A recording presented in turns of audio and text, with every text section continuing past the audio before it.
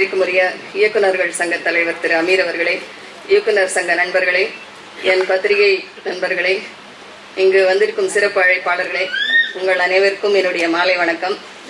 இந்த விழாவின் நாயகன் இயக்குனர் லோகிதாஸ் அவர்களுக்கும் தயாரிப்பாளர்களுக்கும் என்னுடைய நன்றியை தெரிவித்துக் கொள்கிறேன். திரு ஜனநாதன் சார் தான் பெண் இயக்குனர் ஒருத்தர ஆடியோ வாங்கிக்கணும்னு சொன்னாராம். அவருக்கு முதலில் என்னுடைய பாராட்டுக்கள் அண்ட் வாழ்த்துக்கள். ஏன்னா பெண்களை முன்னிலைப்படுத்தி செய்யற, பெண்களுக்கு மதிப்பு கொடுக்கிற எந்த விஷயமும் சோடை போனதா சரித்திரம் இல்லை.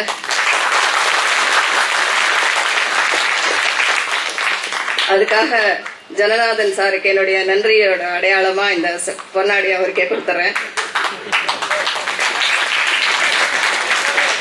என்னை விட திறமையான இயக்குநர்கள், நான் பத்திரிகையாளரா இருக்கும் போதுலேருந்தே பார்த்து அப்சர்வ் பண்ண டைரக்டர்ஸ் எல்லாருமே இங்க இருக்காங்க, என்னோட சீனியர்ஸ்.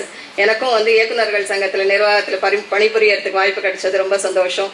அந்த D40 ஃபங்க்ஷன்லயும் எல்லாரோடையும் நான் மிங்கிள் பண்ணி ஒரு காலேஜ் டேஸ்ல நான் இருந்த ஒரு ஃபீலிங்கோட எல்லாரும் ஒற்றுமையா எப்படி இருந்தோமோ அதே மாதிரி இன்னொரு D40 பார்த்த மாதிரி இருக்கு எனக்கு இங்க. ஸோ இந்த படம் கள்ள துப்பாக்கி ட்ரைலர் பார்த்தோம். ட்ரைலர் ரொம்ப நல்லா இருந்தது. சாங்ஸ் ரெண்டாவது சாங்க்கு எப்படி சென்சார் கிடைச்சிருக்கோன்னு எனக்கு தெரியல. கிடைச்சிருத்தா சார்? வாங்கியாச்சா? ஏன்னா இப்போ சமீபத்தில் நான் பனோரமாக்காக ஒரு ஷார்ட் ஃபிலிம் ஒன்று இங்கிலீஷில் பண்ணேன். அதில் I don't like luckily I don't have a girl child அப்படின்னு அந்த ஹீரோயின் சொல்கிற மாதிரி ஃபன்னியாக ஃபுல்லாக காமெடியால் பண்ணியிருந்தேன் அந்த படம். அதுக்கு சென்சார் கொடுக்கல. ஏன்னா அது ஐ டோன்ட் ஹாவ் கேர்ள் சைல்டுன்னு சொல்றது ஒரு தப்பான வார்த்தைன்னு சொல்லிட்டு அது UA கொடுத்துட்டாங்க. ஸோ அதனால இவர் இந்த ரத்தம் சொட்ட சொட்ட எடுத்திருக்காரு இந்த படம். ஸோ அதனால அதுக்கு எப்படி அட்ஜஸ்ட் பண்ணியிருப்பாங்கன்னு தெரியல. இருந்தாலும் இனிமே வரப்போற படங்கள், அவர் சோசியல் மனித உறவுகள் சம்பந்தப்பட்ட படங்கள் நிறைய இருக்கு. கருப்பழனியப்பன் சார் கிட்டலாம் பேசுனீங்கன்னா எத்தனையோ விஷயங்கள் வரும். அமீர் சார்லாம் எத்தனையோ உறவுகள் சம்பந்தப்பட்ட விஷயங்கள் இந்த உலகத்துல நிறைய இருக்கு. இன்னைக்கு அதுதான் நம்ம சொல்லணும். வயலன்ஸை கொஞ்சம் குறைச்சிட்டு இனி வரப்போற படங்கள்ல நீங்க இன்னும் நிறைய சாதிக்கணும். அதனால இந்த படம் வெற்றி அடையறதுக்கு என்னுடைய வாழ்த்துக்கள். உங்களுடைய முயற்சிக்கும் என்னுடைய வாழ்த்துக்கள். நீங்க நிறைய படம் பண்ணணும், எல்லாம் சக்சஸ்ஃபுல்லா பண்ணி பெரிய டைரக்டர்னு பேர் வாங்கணும். இந்த படம் நல்ல லாபம் அடையணும். இந்த படத்துல இருக்கிற தயாரிப்பாளர்கள் எல்லாம் நிறைய படங்கள், நிறைய புது இயக்குநர்களுக்கெல்லாம் வாய்ப்பு கொடுக்கணும்னு கேட்டுட்டு இந்த வாய்ப்பளித்தமைக்கு நன்றி தெரிவித்து விடைபெறுகிறேன். அனைவருக்கும் வணக்கம். இங்க இயக்குநர் சங்கத்தோட செயற்குழு நாங்கள் பதவி வந்த பிறகு நிறைய தடவை கூட்டியிருக்கிறோம். இவ்வளோ ஃபுல்லாக எல்லாரும் சென்டரில் கூட்டினதில்லை. இதான் முதல் தடவை இவ்வளோ சென்டர் வந்துருக்கு. ஃபுல் மெஜாரிட்டிக்கு வந்துருக்குது. அப்புறம் இன்னொரு உண்மை தெரியுது, ஒவ்வொருத்தரும் ரொம்ப சிறப்பாக பேசுகிறாங்க. சிறந்த செயற்குழு தான் இதுன்றது தெரியுது. அப்புறம் இந்த சொன்ன மாதிரியே ஒரு செய்தி எவ்வளோ மாறுதுன்னு பார்த்தீங்கன்னா, வேகவுடைய சொன்னார்களே கப்பலில். நான் உண்மையில் படிக்காதேன், SSLC வரைக்கும் தான் நான் படித்தேன். படித்தவங்க எப்படி கேப்டன் ஆகுவாங்க? இவ்வளோ 10வது படித்தவங்க எப்படி கேப்டன் ஆகுவாங்க? நான் கப்பலில் கூலி தொழிலாளியாக வேலை செய்தது உண்மை. அது இவ்வளோ பெரிய பிரிஞ்சு இப்படி வருன்ற அளவுக்கு செய்யுதுன்னா எனக்கு சந்தோஷமாக இருக்குது. அப்புறம் இந்த படத்தில் தயாரிப்பாளர் கூட என்னுடைய நண்பர் தான். எல்லா தொழில்நுட்ப கலைஞரும் ரொம்ப நேர்த்தியாக ஒர்க் பண்ணது மாதிரி எனக்கு தெரியும். ஒரு எடிட்டிங் சரி, மியூசிக்கு, கலர் கரெக்ஷன், CG ஒர்க் கூட பின்னால் பண்ணது எல்லாமே நேர்த்தியான தொழில்நுட்ப கலைஞர்கள் சேர்ந்து ஒரு படைப்பை உருவாக்குனதாக ஒரு ஃபீல் இருக்குது. அப்புறம் இந்த மாதிரி போனோம் கேட்டாங்க சென்சார் கொடுத்ததுல முக்கியமான ஒருத்தர் நம்ம இயக்குநர் சங்க இணைச் செயலாளர் வேல்முருகன் தான் சென்சார் கொடுத்துக்கிறாரு. இவர் தான் சென்சார் கொடுத்து தெரியாது. அவர் பார்த்து பண்ணியிருக்காரு. இந்த படம் வெற்றி அடைய என்னுடைய வாழ்த்துக்கள். துப்பாக்கி பற்றி எல்லாம் நிறைய பேர் பேசுனது. துப்பாக்கி பற்றி எனக்கு தொடர்பு உண்டு. நான் ஒரே ஒரு விஷயத்தை சொல்கிறேன். பிரிட்டிஷ் ஆட்சியை எதிர்த்து இந்தியாவில் முதல் துப்பாக்கி எடுத்தது தமிழ்நாட்டில் தான். வாஞ்சிநாதன் தான் முதல் முறை துப்பாக்கி எடுத்ததா வரலாறு சொல்லுது. அந்த ஏன் துப்பாக்கி எடுத்தான்றது கான்ட்ரவர்சி நிறைய இருக்கு. இருந்தாலும் துப்பாக்கியை தூக்கியது திருநெல்வேலியை சேர்ந்த ஒரு தமிழன் என்பது இதை நான் சொல்லிக்கிறேன். அப்படி இந்த கள்ள துப்பாக்கி அந்த வேலையை செய்து நம்புகிறேன். நன்றி. அனைவருக்கும் இறைவன் புறத்திலிருந்து சாந்தியும் சமாதானம் உண்டாகட்டும். பொருளாளர் சொன்னது மாதிரி இது முதல் முறையாக இயக்குனர் சங்கத்தோட செயற்குழுக்கு இவ்வளோ பேர் வந்திருக்கிறது. இதுதான் முதல் முறையாக. அதில் இன்னொன்று மேனேஜரையும் கூட்டிகிட்டே வந்திருக்காங்க. மேனேஜரும் இங்கே தான் இருக்காரு. இது நல்ல துப்பாக்கியா கள்ள துப்பாக்கியா அப்படின்னு சொல்லி துப்பாக்கி பற்றிய நிறைய விளக்கங்களை வந்து இந்த மேடையில் இருக்கக்கூடிய இயக்குநர்கள் அனைவருமே சொல்லிட்டாங்க. உலகத்தில் இருக்கக்கூடிய அனைத்து போராட்ட தலைவர்களும் மக்களுக்காக போராடிய மாபெரும் தலைவர்களும் துப்பாக்கி ஏந்ததோட நோக்கம், அதில் அடைந்த வெற்றி தோல்வி இரண்டுமே வரலாறாக இருக்கிறது. திரைப்படத்தில் இவர்கள் எடுத்திருக்கக்கூடிய இந்த கள்ள துப்பாக்கி வெற்றியடையணும் அப்படின்றது தான் என்னுடைய மனம் நிறைந்த ஆசையாகவும் வாழ்த்துக்களாகவும் இருக்கிறது. அதிலிருந்து வரக்கூடிய தோட்டா யாரை காயப்படுத்துச்சு அப்படின்னு தெரியாது. இந்த படம் வந்து என்னை பொறுத்த மட்டும் படம் பார்க்குறவங்கள காயப்படுத்திடக்கூடாது சுடும்போது, அதே மாதிரி டிஸ்ட்ரிபியூட்டரையும் காயப்படுத்திடக்கூடாது துப்பாக்கியிலேருந்து வர்ற தோட்டா. நிச்சயமாக ஒரு பழனியப்பன் சொன்னது மாதிரி அந்த கருவி யாருக்கிட்ட இருக்குன்றது முக்கியம் இல்லை, வாசிக்கிறவன் யாருன்றது முக்கியம் அப்படின்றது மாதிரி இப்போ எல்லாமே டிஜிட்டல் மயமாயிருச்சு, படம் எடுக்கிறது ஈஸியாகிருச்சு, டெக்னிக்கலாக எல்லாமே கைக்குள்ளே வந்துருச்சு அப்படின்னு சொன்னதுனால என்ன ஒரு பிரச்சனை இருக்குது அப்படின்னு சொன்னால், வெங்கடேஷ் சார் சொல்லும்போது சொன்னார் பருத்திவீரனுக்கு பின்னால் இந்த மாதிரியா வந்துட்டுருக்குன்னு. நானே ஒரு சில நேரம் வந்து பருத்திவீரனை எடுத்திருக்கக்கூடாதோ அப்படின்ற ஒரு வருத்தப்பட்ட நேரம் கூட உண்டு. காரணம் என்னென்னா, நான் வந்து அதில் ஒரு வேலை இல்லாத ஒரு ரவுடி பேரோட கதை சொல்லணும் அப்படின்னு நினைக்கல. நான் என்னுடைய கிராமத்தில் நான் பார்த்து வளர்ந்த என்னுடைய கிராமத்து மனிதர்களை சொல்லணும்னு நினச்சேன். அதில் அவனை முன்னிலைப்படுத்தி ஒரு கதாநாயகன், உண்மையில் சொல்லணும்னு சொன்னால் கதாநாயகன் கிடையாது. அது ஆக்சுவலாக அந்த படத்துக்கு நான் வச்சிருக்க வேண்டிய பேரே வந்து முத்தழகு தான். அது கதாநாயகி ஹீரோயின் சப்ஜெக்ட் தான். அது இங்கே வந்து ஹீரோயின் சப்ஜெக்ட் வந்து தமிழ் சினிமாவில் அதிகம் வெற்றி அடையாத காரணத்தினால ஹீரோயின் பேர் வச்சாலே அந்த படங்கள் வந்து கொஞ்சம் ஒதுக்கப்பட்டுரும். அந்த காரணத்தினால வந்து நான் பருத்தி வீரன் சொல்லி அவனுடைய பெயரை முன்னிலைப்படுத்தி ஒரு வியாபார நோக்கத்திற்காகவும் வைக்கப்பட்டது தான் பருத்தி வீரன்.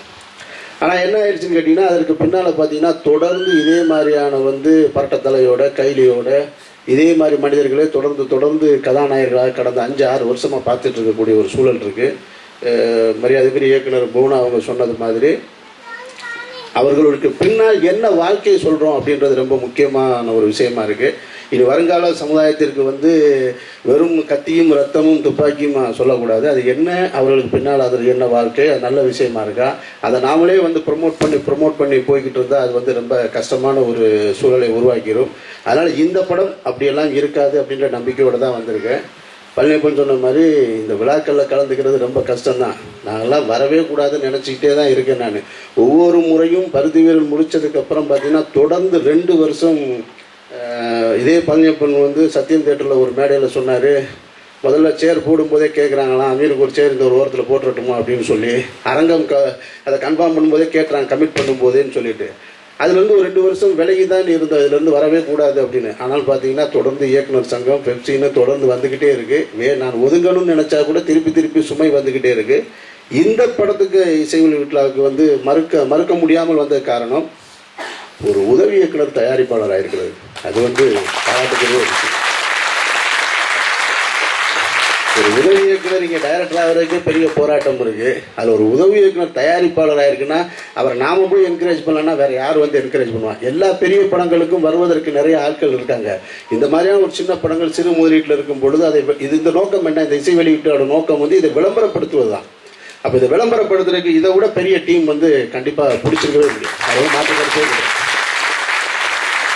அவர் தனித்தனியாக போய் வந்து ஒவ்வொரு இயக்குனராக கேட்டிருந்தா அதில் ஒத்துருப்பாங்களான்னு தெரியல. ரொம்ப தெளிவாக அவருடைய தலைப்பு மாதிரியே கள்ளத்துப்பாக்கி மாதிரி ரொம்ப கள்ளத்தரமாக ஒரு பேக்கேஜ் டீலில் பிடிச்சிட்டு வந்துட்டார். நீங்கள் இயக்குனர் நிர்வாகம் மொத்த சங்கமே வந்திருக்கின்ற உடனே யாருமே மறுக்க முடியலை.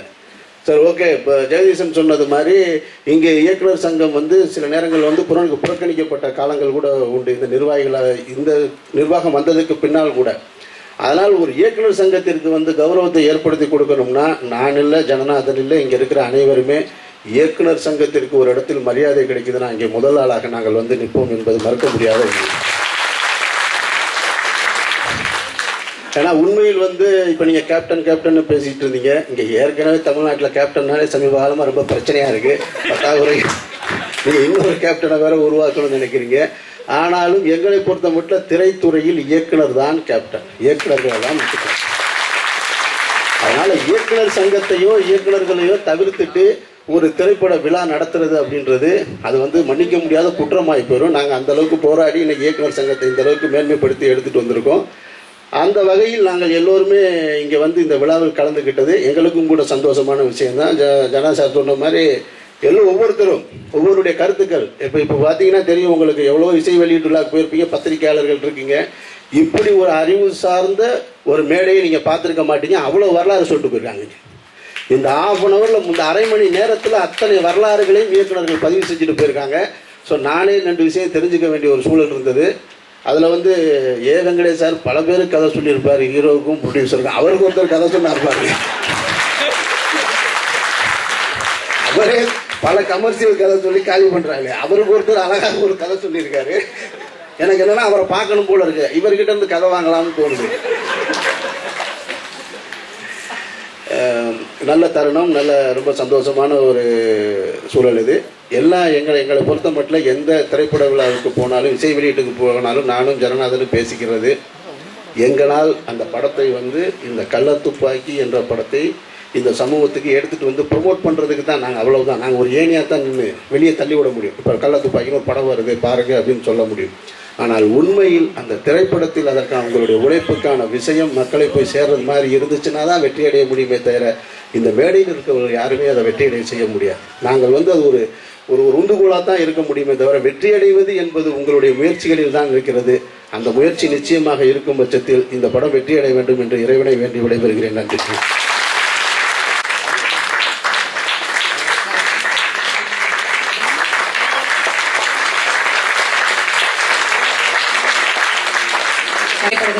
இசையமைப்பாளர், இந்த விழாவினுடைய நாயகன். சோ எல்லாருமே கை தட்டலாம்.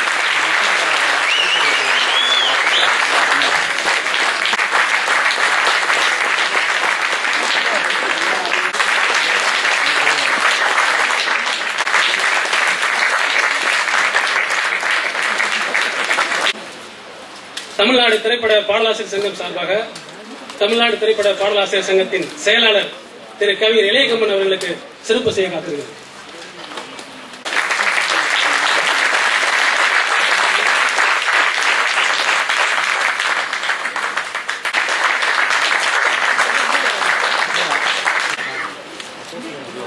ஒரு உதவி இயக்குனரை மதித்து என்னுடைய சங்கத்திலிருந்து எல்லா உதவி இயக்குனர்களும் மற்றும் எனது சங்கத்தின் தலைவர், செயலாளர், பொருளாளர் மற்றும் அனைத்து செயற்குழு உறுப்பினர்கள் எல்லாரும் பாத்தீங்கன்னா இங்க வெளியில எங்கேயுமே இடம் இல்லை. ஆக்சுவலா ரொம்ப இது வந்து எனக்கு ரொம்ப பயங்கர சந்தோஷமா இருக்கு. அமீர் சார்ல இருந்து, ஜனநாதன் சார்ல இருந்து, ஸ்டான்லி சார்ல இருந்து எல்லாருமே. ஏன்னா ஒரு படத்தை வந்து சார் அமீர் சார் சொன்னாங்க, ஒரு அசிஸ்டன்ட் டைரக்டரா இங்க எப்படி ஒரு டிராவல் பண்ணி ஒரு படத்தை டைரக்ட் பண்றதே எவ்வளவு பெரிய விஷயம். அதுக்கு நடுவில் வந்து ஒரு படம் ப்ரொடியூஸ் பண்ணியிருக்காப்ல அப்படின்னு சொன்ன அப்படி அந்த விஷயத்தின் இல்லாம வந்து இவ்வளவு பேர் கூடி. ஏன்னா இன்னைக்கு வந்து இண்டஸ்ட்ரியில வந்து ஒரு படம் வந்து வெளியில நல்லா இருக்குன்னு ஒரு டாக்கை ஏற்படுத்துறது எங்களோட உதவி இயக்குநர்கள் தான். இந்த உதவி இயக்குனர் சார்பா எல்லாத்துக்கும் எனக்கு ரொம்ப நன்றியை தெரிவித்துக் கொள்கிறேன். இந்த படத்தை பத்தி நான் இந்த படத்தோட நிறைய பேருக்கு நான் தேங்க்ஸ் சொல்லணும். ஆக்சுவலா வந்து அது இப்போ உண்மையில எல்லாரும் வந்து கூட்டம் கலைகிற ஸ்டேஜ் வந்துருச்சு. இதுக்கப்புறம் இதுக்கு மேல நான் பேசினா அது நல்லா இருக்கும். ஏன்னா குண்டூசி கொடுத்தவர்கள் வந்து குண்டு போட்டவர்களுக்கு இந்த படத்துக்கு நான் தேங்க்ஸ் சொல்லித்தான் ஆகணும். இருந்தாலும் நேரம் இன்மை காரணமாக அனைத்து உள்ளங்களுக்கும் அனைத்து என்னுடைய சைட்ல என்னுடைய அண்ணன் என்னுடைய டோட்டலா இந்த பேக் போன இருந்து இந்த படத்தை இந்த அளவுக்கு கொண்டு வந்த உதவிய அனைத்து நண்பர்களுக்கும் இந்த நன்றியை மாலை நேரத்தில் தெரிவித்துக் கொண்டு முதலில் சொன்னபடி இந்த பிரஸ் பீப்புள்ஸ் அனைவருக்கும் நன்றி தெரிவித்துக் கொள்கிறேன்.